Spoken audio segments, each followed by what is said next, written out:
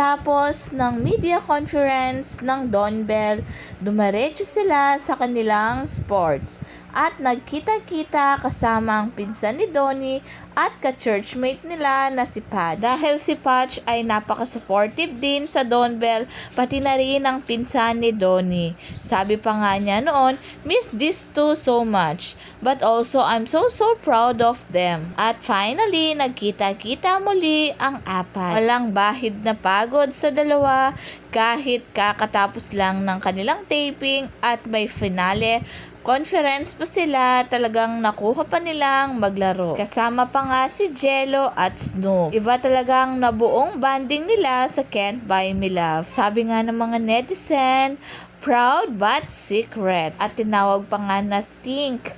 At si Bell naman ay Donato. Dahil mukhang magka-partner sila dito. At narito naman ang kuhang letrato last year. Talagang tinakpan niya si Bell. At ngayon ay magkatabi na naman ang dalawa. Hindi talaga mapaghiwalay.